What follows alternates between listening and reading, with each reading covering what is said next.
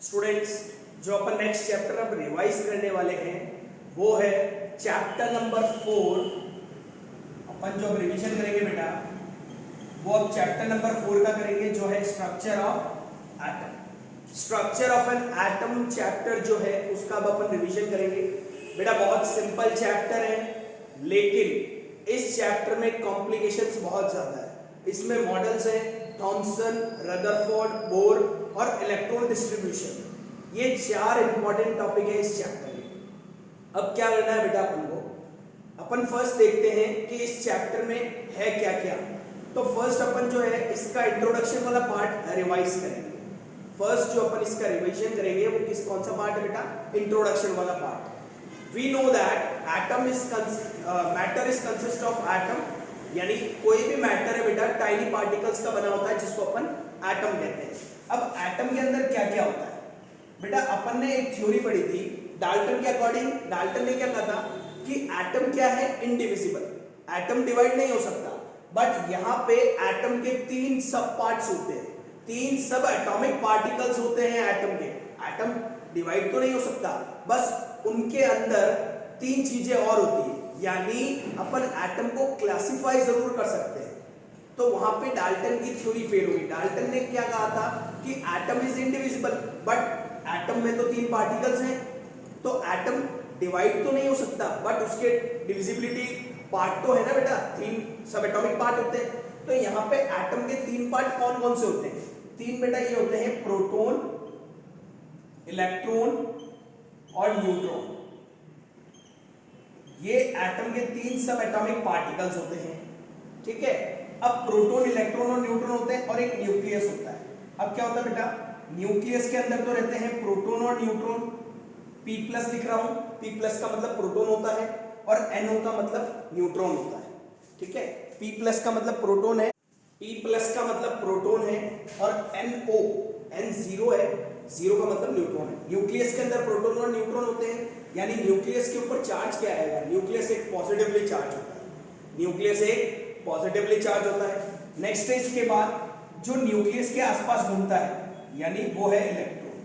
Nucleus के आसपास घूमने वाला क्या होता है, इलेक्ट्रॉन। और एटम क्या होता है, न्यूट्रल होता है। क्यों? क्योंकि जितना उसमें प्रोटॉन होगा उतना ही क्या होते हैं, इलेक्ट्रॉन्स।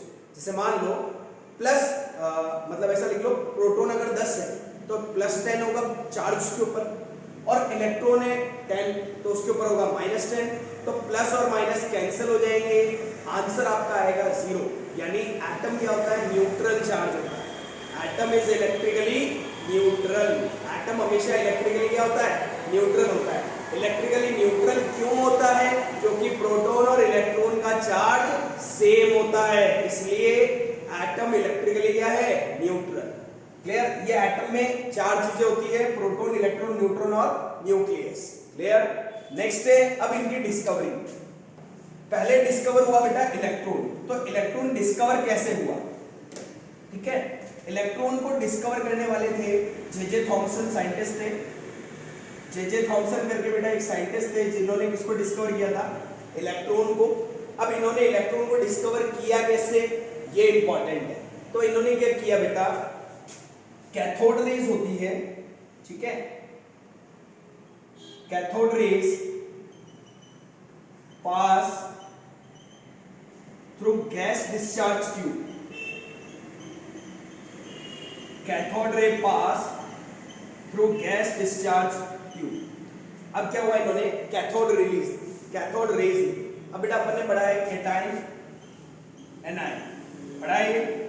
कैटायन होता है पॉजिटिवली चार्ज और एनायन होता है नेगेटिवली चार्ज। ऐसे ही तो रेज होती है, एक होती है कैथोड और एक होती है एनोड।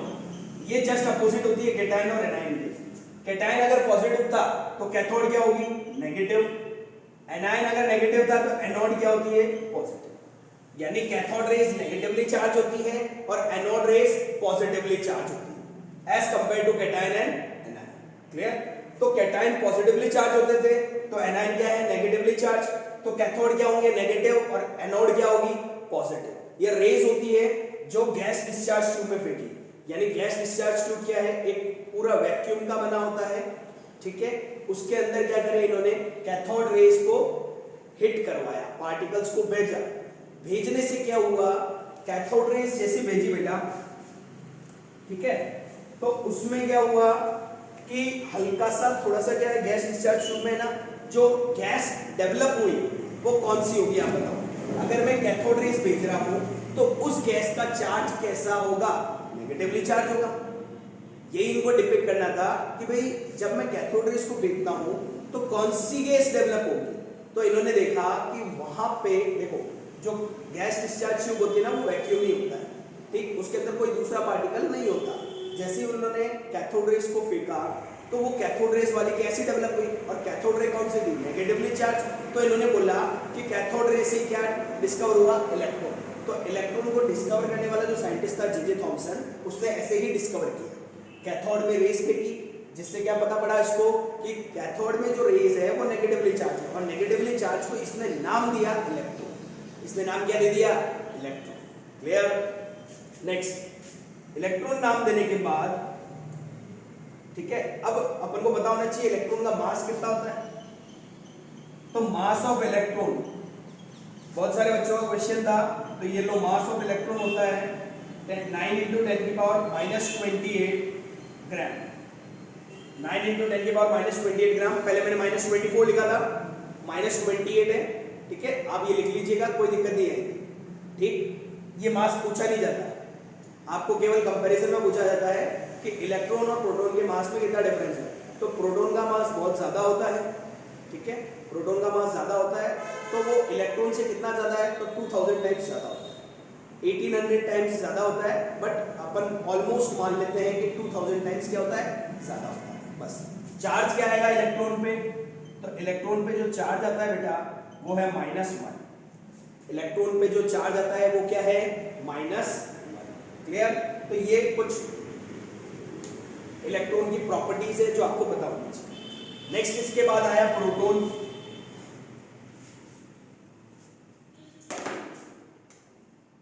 प्रोटॉन को डिस्कवर करने वाले थे साइंटिस्ट का नाम ई गोल्डस्टीन। ई गोल्डस्टीन करके एक साइंटिस्ट थे जिन्होंने किसकी डिस्कवरी की, प्रोटॉन की। अब प्रोटॉन को इन्होंने डिस्कवर कैसे किया, anode rays. Anode rays pass through gas discharge tube.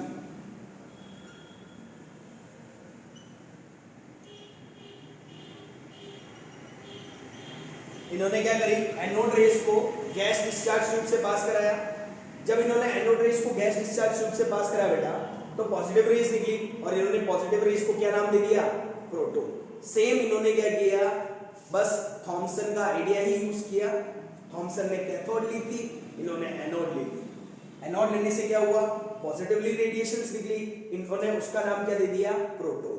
उसका नाम क्या दे दिया, प्रोटॉन। बट इन्होंने एक हाइड्रोजन गैस ली थी, ये ध्यान रखना। इस गैस डिस्चार्ज ट्यूब में हाइड्रोजन गैस के पार्टिकल्स थे, ठीक। इन्होंने जैसे ही एनोड रेस यानी पॉजिटिव रेडिएशन को फेंका, तो यहाँ पे क्या हुआ, हाइड्रोजन गैस का कलर चेंज हुआ, और कलर चेंज होने से इन्होंने पता लगाया कि हाइड्रोजन में प्रोटॉन्स होते हैं जो इसको कलर चेंज कर रहे हैं, ठीक है। और इन्होंने उसी का नाम क्या दे दिया, क्या नाम दे दिया उसको, प्रोटॉन्स, ठीक है। नेक्स्ट, मास क्या होता है प्रोटॉन का, तो प्रोटॉन का मास सिंपल है। प्रोटॉन का जो बेटा मास होता है वो होता है 1.6 × 10⁻⁻24 ग्राम। और प्रोटॉन और न्यूट्रॉन का मास लगभग सिमिलर ही होता है। प्रोटॉन और न्यूट्रॉन का मास क्या होता है, सिमिलर, ठीक है। प्रोटॉन और न्यूट्रॉन का मास क्या होता है बेटा, सिमिलर मास ही होता है, ध्यान रखना। प्रोटॉन पे चार्ज कितना आता है, जो प्रोटॉन पे चार्ज है वो है +1, और न्यूट्रॉन पे आता है 0। और न्यूट्रॉन को डिस्कवर करने वाला साइंटिस्ट का नाम था जेम्स चैडविक। और उसी ने कहा था कि प्रोटॉन और न्यूट्रॉन दोनों मिलकर कहाँ रहते हैं, न्यूक्लियस में। न्यूक्लियस में जो पार्टिकल रहते हैं, सब एटॉमिक पार्टिकल, वो कौन है, प्रोटॉन और न्यूट्रॉन। दोनों साथ मिलकर रहते हैं, दोनों खुश रहते हैं, इसलिए दोनों क्या रहते हैं, साथ मिलकर रहते हैं, ठीक है स्टूडेंट्स। ये सिंपल पार्ट है जो आपको इजीली समझ में आ गया होगा। अब ये प्रोटॉन, इलेक्ट्रॉन और न्यूट्रॉन की डिस्कवरी होगी, ये अपना इंट्रोडक्शन पार्ट था, ठीक है। अब अपन पढ़ते हैं कि भाई अब कौन कौन से मॉडल्स आए जिन्होंने ये डिस्कवर करके बताया कि भाई थॉमसन मॉडल क्या था, रदरफोर्ड क्या था, बोर क्या था, ये मॉडल बाद में आया।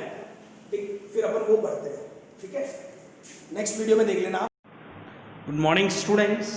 बेटा जो अपन ने अभी जितनी भी 3 वीडियोस में अपन ने जो डिस्कस किया है उसके अपन अब न्यूमेरिकल पार्ट देख लेते हैं कि भाई इसका एमसीक्यू या कोई भी क्वेश्चन कैसा बन सकता है वो देख लेते हैं। वो हर वीडियो में अपन पढ़ेंगे। बेटा एमसीक्यू क्या क्या बन सकता है। फर्स्ट अपन ने पढ़ा इलेक्ट्रॉन, प्रोटॉन और न्यूट्रॉन के बारे में। तो my first question is what is the relative charge of what is the relative charge of proton in terms to electron। Proton का रिलेटिव चार्ज किसके रेस्पेक्ट में, इलेक्ट्रॉन के रेस्पेक्ट में, -1, +1, 0 या none. Question first. Question number second है बेटा, how many protons are there in Na+। Na+1 में protons कितने होंगे, 10, 11, 12, 8।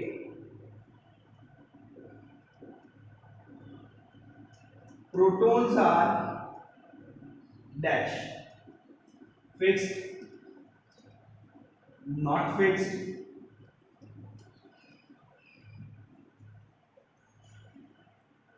changes, D, null। Question number 4 is neutrons have dash charge,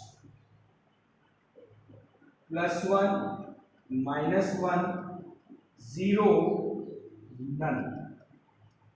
And the fifth is how many electrons are there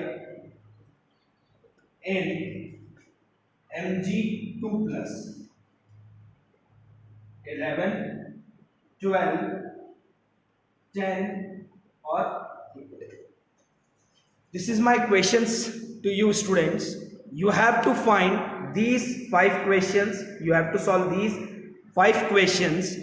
First question is what is the relative charge of proton in terms to electron। Electrons की term पे proton का relative charge क्या होता है। तो which is very simple बेटा, proton और electron जो होते हैं वो दोनों सेम चार्ज होते हैं बट अपोजिट होते हैं सेम चार्ज है बट अपोजिट होते हैं। इलेक्ट्रॉन अगर -1 होता है तो प्रोटॉन क्या होगा, +1। तो रिलेटिव चार्ज इनका +1 -1 होता है, ठीक है। How many protons are there in Na+1। Na+1 में प्रोटॉन्स कितने होंगे। तो सिंपल है बेटा, प्रोटॉन्स निकालने का तरीका क्या है कि उसका एटॉमिक नंबर कितना है, किसी भी एलिमेंट का एटॉमिक नंबर जितना होता है वो उसके क्या होते हैं, प्रोटॉन्स। अब Na+1 मतलब होता है सोडियम। सोडियम का एटॉमिक नंबर 11। सोडियम का एटॉमिक नंबर क्या है, 11।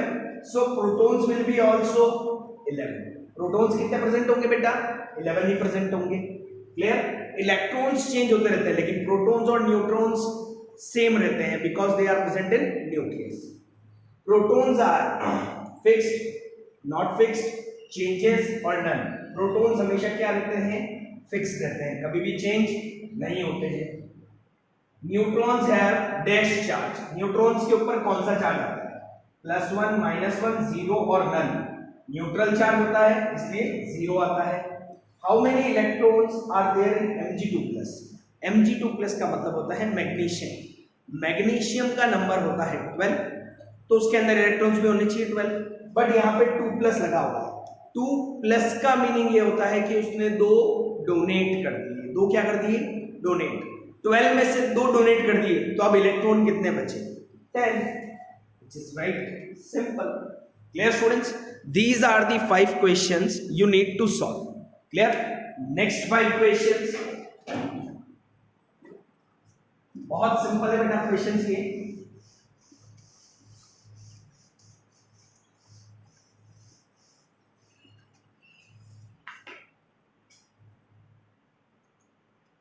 Next is how many neutrons in argon?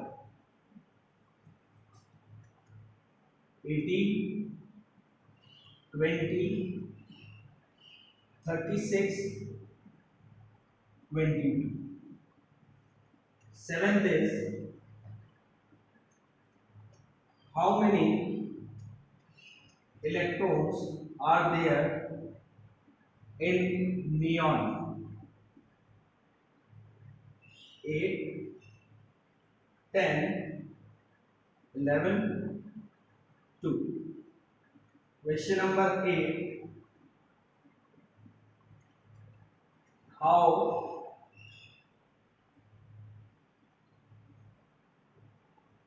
electrons are related with protons in calcium?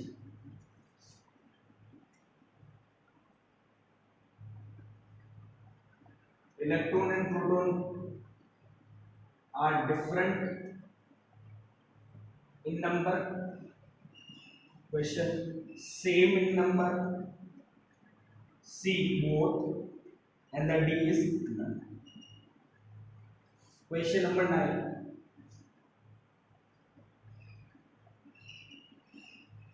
How many protons are present in F minus? 7, 8, 9, 10. How many electrons present in K plus 1? 17,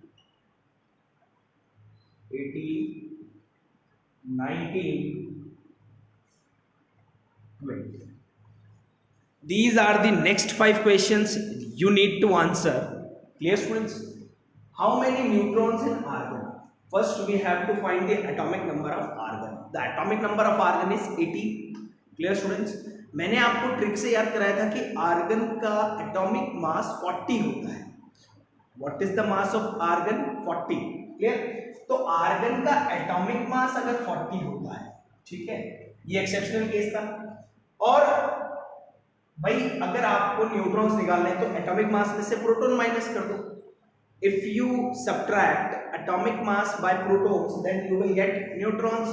So the atomic number is 18. So number of protons will be 18, and the answer will be 22. So the option is D. कि argon में neutrons कितने percent होंगे? 22% होंगे. How many electrons are there in neon? What is the atomic number of neon? Hydrogen, helium, lithium, beryllium, boron, carbon, nitrogen, oxygen, fluorine or neon. The atomic number is 10, and there is no charge on it. So electrons will be also 10. How electrons? बेटा देखो, charge जब तक नहीं आ रहा तब तक electrons क्या रहते हैं? सेम. प्रोटॉन न्यूट्रॉन्स हमेशा फिक्स रहते हैं किसी भी एटम में, बट इलेक्ट्रॉन्स चेंज होते रहते हैं. अगर वो न्यूट्रल है तो जितने प्रोटॉन उतने इलेक्ट्रॉन. अगर उसके ऊपर चार्ज आ रहा है तो इलेक्ट्रॉन का नंबर चेंज. +1 है तो एक इलेक्ट्रॉन कम कर दो, -1 है तो एक इलेक्ट्रॉन इंक्रीज कर दो. ठीक है. How electrons are related with proton in calcium? Calcium एक न्यूट्रल एटम है, तो इलेक्ट्रॉन और प्रोटॉन क्या होंगे बेटा? सेम इन नंबर होंगे, डिफरेंट नहीं होंगे. क्यों नहीं होंगे? क्योंकि अगर मैं इलेक्ट्रॉन को प्रोटॉन से रिलेट करूं कैल्शियम में, कैल्शियम के ऊपर चार्ज दे रखा है क्या? नहीं.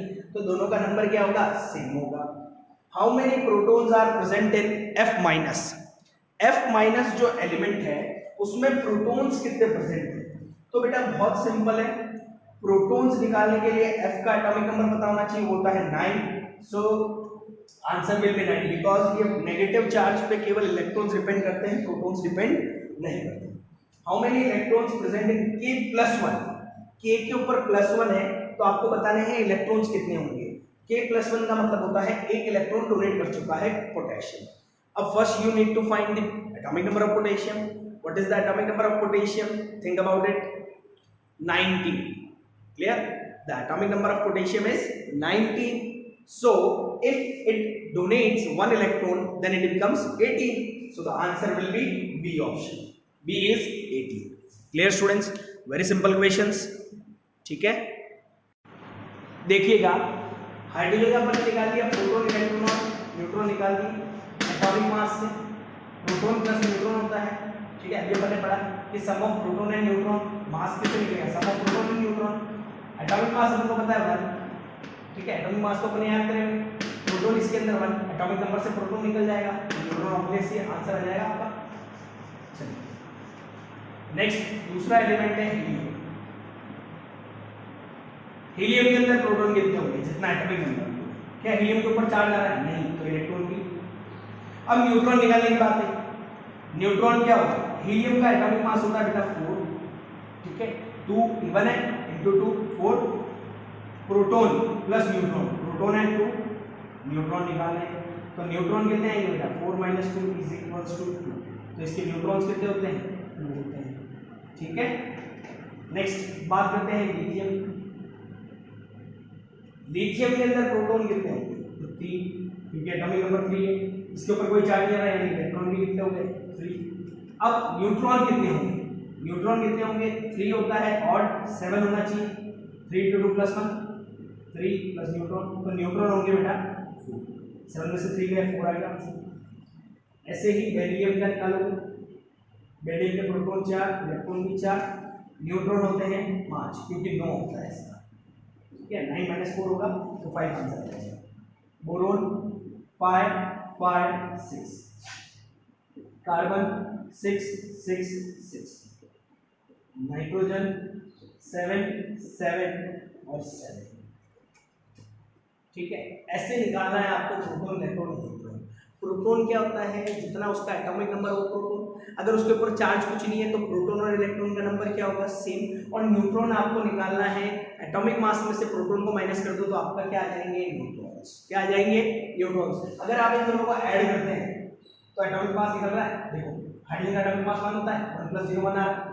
हीलियम का एटॉमिक मास कितना होता है 4, 2 + 2 4, लिथियम का होता है 7, 3 + 4 7, बेरिलियम का होता है 9, 4 + 5 9। आ रहा है नहीं आ रहा, तो ये आया कैसे, ये ऐसे ही आएगा, ठीक है। तो प्रोटॉन इलेक्ट्रॉन और न्यूट्रॉन कैसे निकालते हैं वो आपको मैंने तरीका बता दिया, ठीक है स्टूडेंट्स। अब कभी कभी क्या आता है, किसी पे चार्ज भी आता है, ठीक है, तो आपको प्रोटॉन और इलेक्ट्रॉन कैसे निकलेंगे। मैंने बोला भैया Na+ पे, ठीक है, प्रोटॉन कितने हैं, इलेक्ट्रॉन कितने हैं और न्यूट्रॉन कितने हैं बताओ, ठीक है, बता देते हैं। सबसे पहले आपके दिमाग में आएगा कि सोडियम का एटॉमिक नंबर क्या है। फर्स्ट स्टेप आपकी ये रहेगी कि एटॉमिक नंबर निकालना। एटॉमिक नंबर सोडियम का होता है 11। फर्स्ट स्टेप आपकी यही रहेगी कि एटॉमिक नंबर बताना है आपको, ठीक है। फर्स्ट स्टेप क्या होगी, एटॉमिक नंबर। एटॉमिक नंबर 11 होता है, यानी प्रोटॉन कितने होंगे, यहाँ तक सही। अब एटॉमिक मास निकालो इसका। एटॉमिक मास बेटा 11 × 2 + 1 23। अब इसमें से अगर मैं 23 में से 11 निकाल देता हूं तो न्यूट्रॉन्स आ जाएंगे मेरे पास। अब क्या है इसमें एक बहुत बढ़िया पॉइंट है कि जब भी, ठीक है, एलिमेंट या एटम कोई सा भी हो उसमें प्रोटॉन और न्यूट्रॉन्स कभी भी चेंज नहीं हो सकते। क्यों, क्योंकि वो क्या होते हैं, न्यूक्लियस में प्रेजेंट होते हैं। कहाँ प्रेजेंट होते हैं, न्यूक्लियस में। उनको चेंज करने के लिए उसको न्यूक्लियस से बाहर निकलना पड़ेगा, और न्यूक्लियस से बाहर निकलेगा तो एटम रहेगा ही नहीं।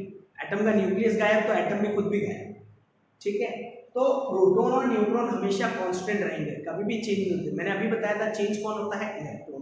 आपको मैंने उससे बताया था कि जो बाहर रहता है वो चेंज हो सकता है, जो अंदर है वो चेंज कभी भी नहीं हो सकता, ठीक है। एग्जांपल दिया था बेबी का, ठीक।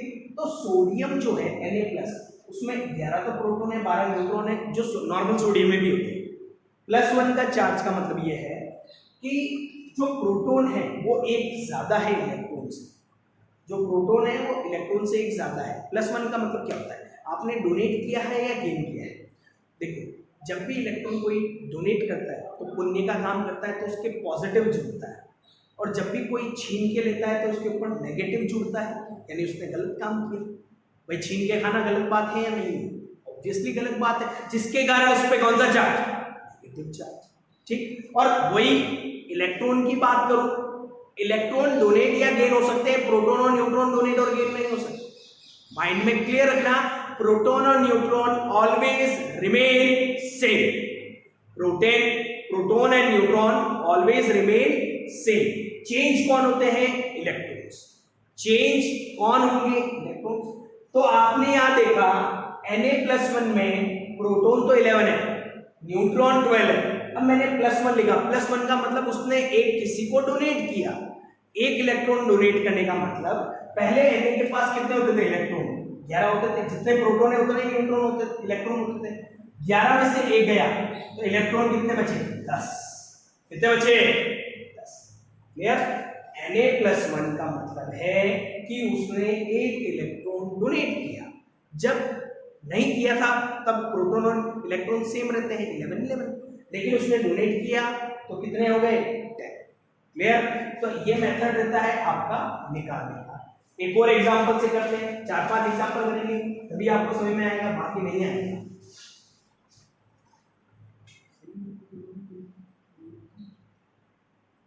Cl- प्रोटॉन इलेक्ट्रॉन, ठीक है। पहला दिमाग में आएगा क्लोरीन का एटॉमिक नंबर क्या होता है? मैं Z लिख रहा हूं यहां पे, Z से डिनोट कर सकता हूं 7। कितना होता है बेटा? 7। फिर मेरे दिमाग में आएगा मास कितना होता है? 35.5। हमेशा ध्यान रखना, न्यूट्रॉन कभी भी पॉइंट्स में नहीं आते, तो इसको राउंड ऑफ करके अपन 35 ही लिखते हैं। न्यूट्रॉन्स निकालने के लिए, न्यूट्रॉन्स निकालने के लिए मैं कितना लूंगा? 35। तो आपको पता है प्रोटॉन इसमें 17, न्यूट्रॉन 35 में से 17 गए तो कितना आ गया? 18 है। अब मेन क्वेश्चन आता है कि इलेक्ट्रॉन कितने होंगे। यहाँ पे -1 है, इसका मतलब एक इलेक्ट्रॉन बढ़ा है, कम हुआ है। माइनस का मतलब उसने गेन किया है, प्लस का मतलब होता है उसने डोनेट किया, माइनस का मतलब उसने गेन किया। एक इलेक्ट्रॉन गेन किया, माइनस के आगे कुछ ही लिखा हुआ है। अगर 2 गेन करता तो -2 लिखा होता, कुछ लिखा होता तो 1 मानते हैं अपन। तो एक इलेक्ट्रॉन उसने गेन किया, पहले उसमें न्यूट्रल होगा तब कितने होंगे? 17। एक गेन किया तो कितने हो गए? 18। ये इसका मेथड रहता है, ठीक है, कि फाइंड आउट कैसे करने हैं आपको इलेक्ट्रॉन, प्रोटॉन और न्यूट्रॉन फाइंड आउट कैसे करते हैं, ये मेथड रहता है। एक और देखते हैं,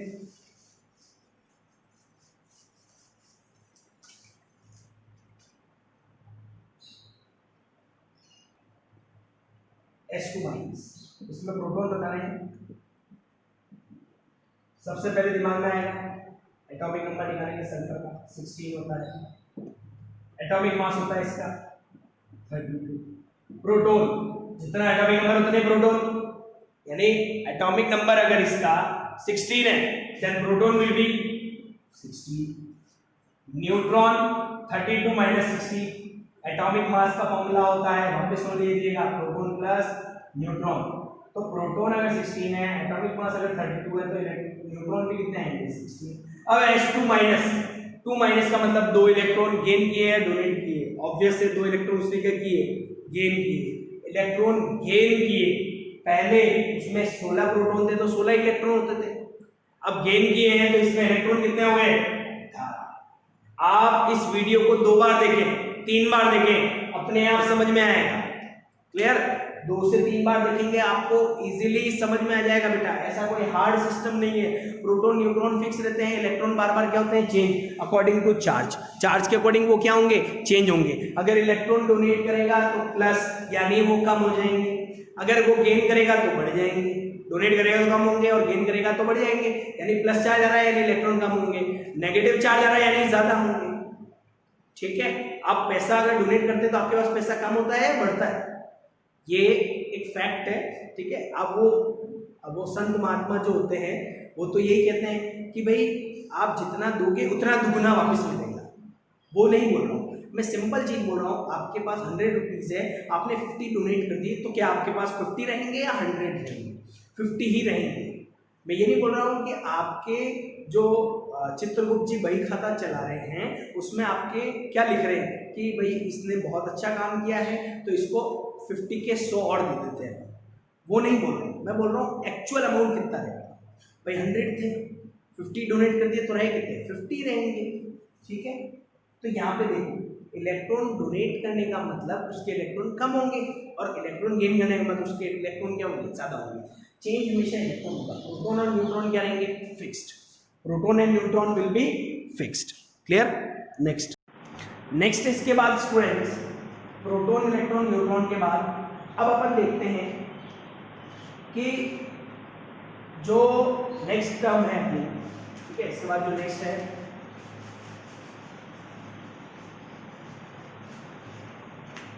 इसके बाद आता है वैलेंसी। वैलेंसी क्या होता है? Combining capacity of an atom. Combining capacity of an atom, वो कितने गेन कर रहा है या डोनेट कर रहा है, उसको क्या कहा जाता है? वैलेंसी कहा जाता है। क्या कहा जाता है? वैलेंसी। ठीक है, जैसे मैंने पूछा सोडियम की वैलेंसी क्या है? सोडियम का नंबर क्या है? 11। सोडियम का नंबर क्या है? 11। अब ये डोनेट और गेन कब करता है? ठीक है, मैंने पूछा Na+1 इसकी वैलेंसी कितनी है? भाई इसका सिंपल मीनिंग है कि उसने डोनेट कितने किए या गेन कितने किए। +1 का मतलब उसने डोनेट किया, गेन किया। फर्स्ट ऑफ ऑल डोनेट और गेन, डोनेट +1 का मतलब डोनेट, कितने डोनेट किए? 1, तो इसकी वैलेंसी क्या होगी? 1 हो। चार्ज नहीं बोल रहा हूँ, चार्ज नहीं लिखना है यहाँ पे ये पूछा जा रहा है कि उसकी वैलेंसी कितनी होगी, वो गिना जाएगा। क्या गिना जाएगा? 1 गिना जाएगा। वैलेंसी से ही पता पड़ेगा कि वो कितने इलेक्ट्रॉन्स लेता है या देता है, स्टेबल होगी। नेक्स्ट जो है इसके बाद बहुत सारे मॉडल्स हैं, तो मॉडल्स को पढ़ने से पहले अपन 20 एलिमेंट्स को ढंग से पढ़ लेते हैं और उसकी कुछ टर्म्स को ढंग से पढ़ लेते हैं। ठीक है, 20 एलिमेंट्स कौन कौन से बेटा? हाइड्रोजन जिसका सिंबल होता है H, हीलियम जिसका सिंबल होता है He, लिथियम जिसका सिंबल होता है Li, बेरिलियम जिसका सिंबल होता है Be, boron B, carbon C, nitrogen N, oxygen O, fluorine F, neon Ne, sodium Na, magnesium Mg, aluminium Al, silicon Si, phosphorus P, sulphur S, chlorine Cl। 20 elements के नाम याद रखने आप, argon Ar, potassium K और 20 calcium. ठीक है, ये 20 elements जो है बेटा आपको लर्न होने चाहिए कि इन 20 एलिमेंट्स को कैसे करते हैं। ठीक है, ये 20 एलिमेंट्स इंपॉर्टेंट है आपके। ठीक है स्टूडेंट्स, ये 20 एलिमेंट्स के नाम आपको याद होने चाहिए। Hydrogen, helium, lithium, beryllium, boron, carbon, nitrogen, oxygen, fluorine, neon, sodium, magnesium, aluminium, silicon, phosphorus, sulphur, chlorine, argon, potassium और कैल्शियम। ये 20 एलिमेंट्स आपको याद होने चाहिए जो थर्ड चैप्टर में भी अपन ने लर्न किए हैं। ठीक है, इन 20 एलिमेंट्स के बाद इनका मास आना चाहिए। मास के लिए मैंने एक ट्रिक बताई थी आपको, which was very simple। मास के लिए मैंने अच्छी सी ट्रिक बताई थी बेटा आपको। मास निकालना हो किसी भी एटम का, तो अगर ऑड नंबर है तो आप 2 से मल्टीप्लाई करेंगे और 1 ऐड करेंगे। एटॉमिक नंबर अगर इवन है तो 2 से मल्टीप्लाई करेंगे। और एक्सेप्ट 5 ऐसे थे जो एक्सेप्शन थे। हाइड्रोजन 1 एटॉमिक नंबर होता है, इसका मास भी कितना होता है? बेरिलियम इसका 4 होता है, होना 8 चाहिए लेकिन होता कितना है? नाइट्रोजन इसका होता है 14, फिर 17 है क्लोरीन, इसका होता है 35.5। ये 35.5 का रीजन भी इस चैप्टर में पता पड़ जाएगा आपको। और लास्ट है आर्गन, जिसका कितना होता है बेटा? 40। आर्गन का नंबर तो 18 होता है लेकिन होता कितना है? ये 5 अगर आपको लर्न है तो बाकी सब में ये ट्रिक लिख जाएगी। जैसे मैंने वो पूछा कि सोडियम का एटॉमिक मास निकालो, तो अपन को पता होना चाहिए सोडियम का एटॉमिक नंबर कितना होता है? 11। ठीक है, सोडियम का एटॉमिक नंबर 11 है। 11 ऑड है या इवन? देखो इन पांचों केस में आ रहा है क्या? नहीं आ रहा। 11 ऑड है इंटू 2 + 1 यानी इसका एटॉमिक मास हो जाएगा 20, यानी मास कितना होगा इस सोडियम एटम का? 23। एक और आया क्वेश्चन कि सिलिकॉन का निकालिए, बताओ। सिलिकॉन का सिंबल ऐसा ही होता है, 14 नंबर होता है। 14 ऑड है इवन है? इंटू 2 28, क्योंकि सिलिकॉन जो है इनमें किसी में भी नहीं आ रहा है, तो यहाँ पे इवन है तो 28 आ जाएगा आंसर। 2 से मल्टीप्लाई करना, ऑड है तो इंटू 2 + 1। तो ये ट्रिक रहेगी आपकी एटॉमिक मास निकालने की। आपको दो चीजें याद रखनी है, एटॉमिक नंबर और मास नंबर। ठीक है, एटॉमिक नंबर और एटॉमिक मास याद रखोगे तो आपके इक्वेशन इजीली सॉल्व हो सकते हैं। ठीक है, अब ये क्या कहता है, इसमें दो टर्म्स है।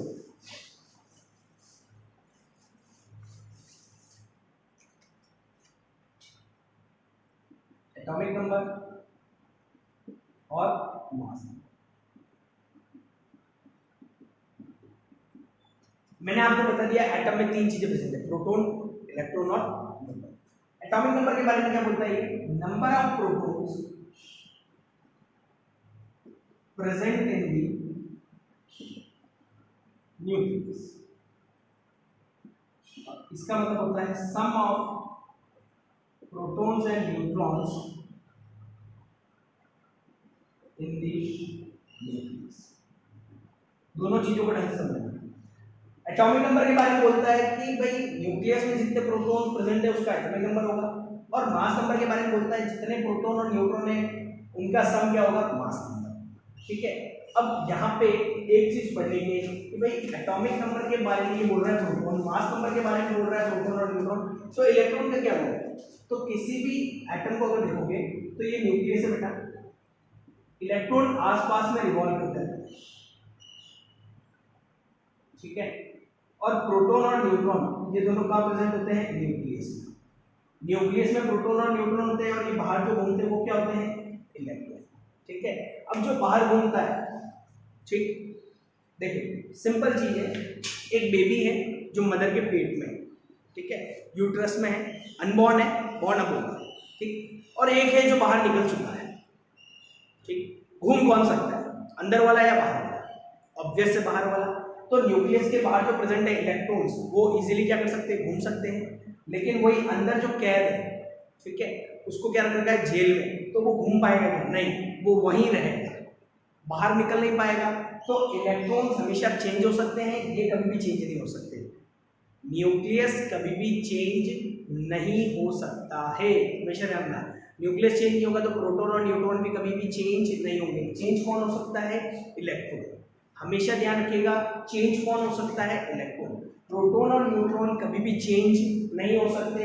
You can change the number of electrons, not protons and neutrons. आप प्रोटॉन्स और न्यूट्रॉन्स का नंबर चेंज नहीं कर सकते, केवल किसका कर सकते हैं? इलेक्ट्रॉन का नंबर चेंज कर सकते हैं।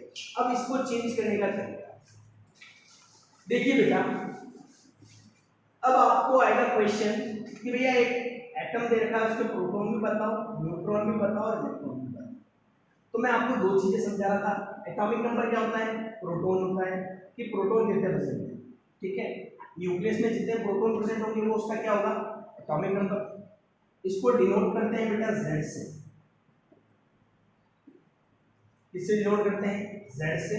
और जो मास नंबर होता है उसको डिनोट करते हैं A से। इससे डिनोट करते हैं A से। ठीक है, अब इसका सिंबल क्या होगा? कोई भी एलिमेंट है X मान लो, ठीक है, उसमें एटॉमिक नंबर तो नीचे रहता है और मास नंबर का रहता है।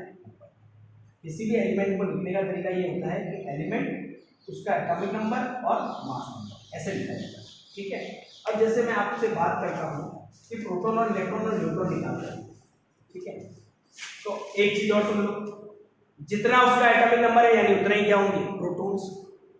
जितना उसका एटॉमिक नंबर है उतने ही क्या होंगे? प्रोटॉन्स। जैसे पहली बात करता हूँ मैं हाइड्रोजन, अपन एक एक सबका निकालेंगे। हाइड्रोजन की बात करता हूँ, प्रोटॉन कितने, इलेक्ट्रॉन कितने और न्यूट्रॉन। देखो हाइड्रोजन का नंबर क्या है? 1, तो प्रोटॉन भी होंगे 1। क्या हाइड्रोजन पे ऊपर कोई चार्ज है क्या? जैसे अपन ने थर्ड चैप्टर में पढ़े थे, पॉजिटिव नेगेटिव चार्ज लगाते हैं, Na+, Mg2+। क्या हाइड्रोजन के ऊपर चार्ज है? नहीं है। इसका मतलब ये न्यूट्रल है। न्यूट्रल कब होगा? जब इलेक्ट्रॉन भी कितना होगा? 1।